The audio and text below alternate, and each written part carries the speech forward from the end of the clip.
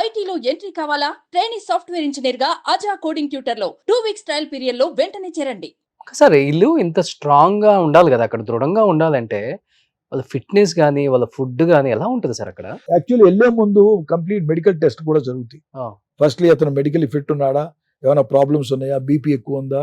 Heart problem ఏమైనా ఉన్నాయా? ఇలాంటియన్నీ ఖచ్చితంగా చూసిన తర్వాత పంపిస్తారు ఒకటి. ఓకే. ఒకవేళ ఏమైనా ప్రాబ్లమ్స్ వచ్చినాయి అంటే ఇమీడియట్‌గా అక్కడి నుంచి వెకేట్ చేస్తానికి మెడికల్ ఫెసిలిటీస్ ఖచ్చితంగా చూసుకుంటారు. ఫుడ్ మీరు అన్నట్టుగా అక్కడ అక్కడ సైకలాజికల్లీ మనిషి ఎంత ఇదవుతాడంటే మీరు బెస్ట్ ఆఫ్ ద ఫుడ్ ఇవ్వండి కానీ తినలేడు. అదే. యాక్చువల్ చెప్తున్నాను.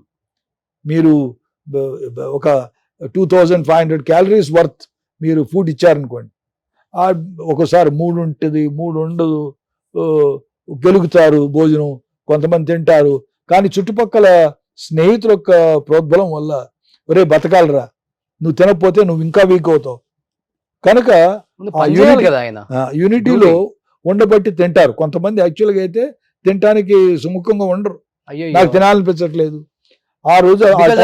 అక్కడ ఉన్న weather conditions sir psychologically they are very depressing కొన్ని ప్లేసులు. అప్పటికి ఇప్పటికి ఏంటంటే ఇప్పుడంటే టెలిఫోన్ కమ్యూనికేషన్స్ వచ్చినాయి, శాటిలైట్ కమ్యూనికేషన్స్, ఒక్కోసారి ఫ్యామిలీతో మాట్లాడటం అలాంటి ఇంతకుముందు ఉండేవి కావు. మేము 1970s ఏమి ఉండేది కాదు.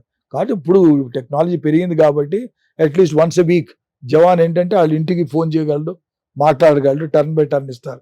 మాట్లాడటం ఎలా ఉన్నావు ఏంటి, కొంచెం మనిషిలో ఉత్తేజం, మనిషిలో మార్పు తీసుకొస్తాను. లేకపోతే సైకలాజికల్లీ అందుకే యాక్చువల్లీ మనకన్నా మన ఇండియన్ ఆర్మీలో ఇంకా ఆ సైన్స్ ఇప్పుడిప్పుడే డెవలప్ అవుతుంది.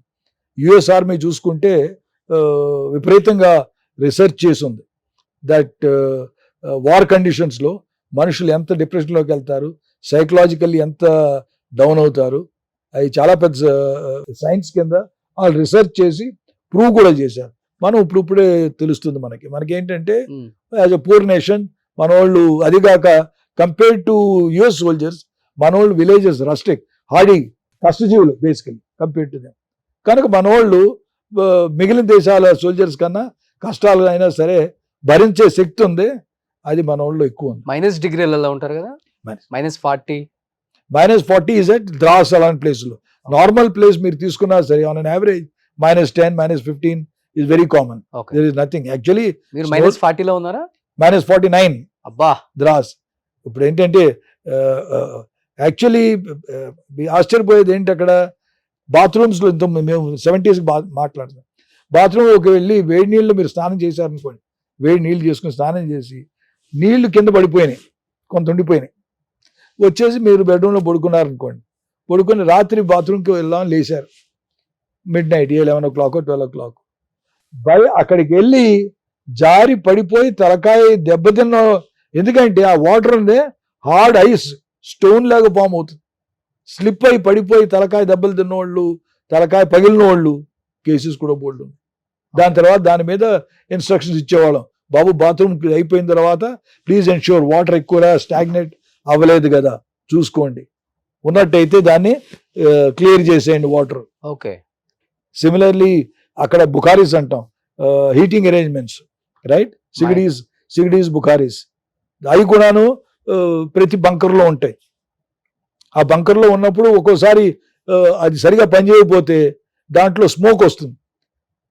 టాకింగ్ ఆఫ్ 70s ఎసిఫికేషన్ అంటే ఇప్పుడు కార్బన్ మోనాక్సైడ్ ఫామ్ అయ్యి మనుషులు బంకర్లో చనిపోయిన రోజులు కూడా ఉన్నాయి 1970s.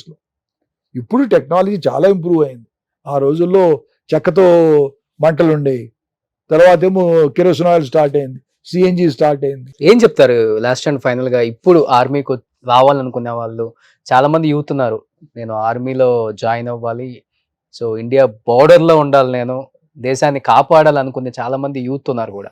సో అలాంటి వాళ్ళకి ఏం చెప్తారు? వాళ్ళ ఎస్పెషల్ వాళ్ళ పేరెంట్స్కి ఏం చెప్తారు, భయపడే వాళ్ళకి కూడా? ఫస్ట్లీ భయపడే వాళ్ళకి నేను చెప్పగలిగింది ఒకటి, మనిషి రోడ్డు మీద కూడా చావచ్చు. చావు అనేది ఒకవేళ కర్మ మీద నమ్మకం ఉండి తలరాత అనుకునే వాళ్ళు అయితే ఎక్కడైనా రావచ్చు. కానీ చనిపోయినప్పుడు ఏంటి, ఎలా చనిపోయాడు అనుకుని ప్రతి వాళ్ళు అడుగుతారు. ఎవరైతే మనం బోర్డర్ మీద చనిపోయాడు రా అన్న మనిషికి, రోడ్డు మీద యాక్సిడెంట్ మీద చనిపోయాడు అన్న మనిషికి చాలా తేడా. ప్రతి మనిషి బతుకుతారు, ప్రతి మనిషి ఉద్యోగం చేస్తాడు, ఏదో విధంగా దేశంకి సేవ చేస్తాడు, నేను కాదనట్లేదు. కానీ ఒకే ఒక వృత్తి తెలిసి ప్రాణాలు రేపు ఉంటాయో లేవో జాయిన్ అవ్వాలి అనే వృత్తి ఏమో ఆర్మ్ ఫోర్సెస్. ఆర్మ్ ఫోర్సెస్ లో ఏంటంటే నేను ఇందాక చెప్పింది ఏమిటి, జీవితంలో మనం బతుకుతానికి ఏంటి, బ్రతికిన దానికి ఒక మీనింగ్ ఉండాలి, ఏదో మనం బ్రతికాం అన్న సంతృప్తి ఉండాలి, ఆత్మతృప్తి. రెండోది క్వాలిటీ ఆఫ్ లైఫ్ అంటాను.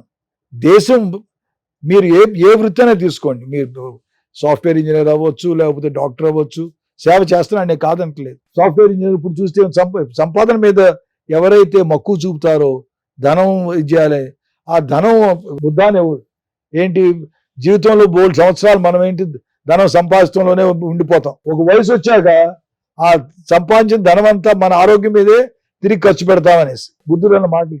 అదే మీరు ఇండియన్ ఆర్మ్ ఫోర్స్ లో జాయిన్ అయితే మీకు డబ్బుతో సంబంధం లేదు, క్వాలిటీ ఆఫ్ లైఫ్, బ్రతుకు ఎలా బ్రతకాలి, బోర్డర్లో ఉంటే డిఫరెంట్ బ్రతుకు, పీస్ స్టేషన్కి వచ్చిన డిఫరెంట్ బ్రతుకు.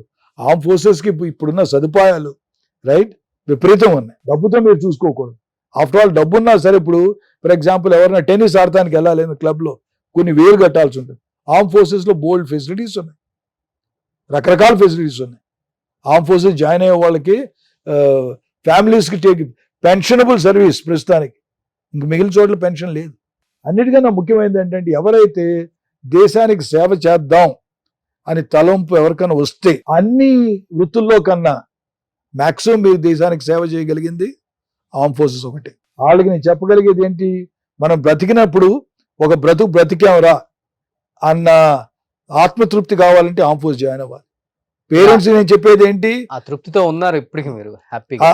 ఆ పేరెంట్స్కి చెప్పేది ఏంటి, చనిపోయాడు ఎక్కడైనా కావచ్చు, కానీ ఎలా చచ్చాడు, ఎలా బతికాడు, ఎందుకోసం బతికాడు, ఏం చేసి బతికాడు, అవి ఆలోచిస్తే మటుకు ఆర్మ్ ఫోర్సెస్ టైప్ ప్రొఫెషన్ మీకు ఎక్కడ దొరకదు. Super great sir.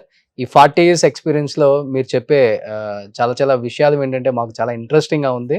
బట్ మన వ్యూయర్స్ కి నచ్చితే సో మీతో part 2 కూడా చేద్దాం మళ్ళీ. So Thank thank you so much. Thank you so జై హింద్.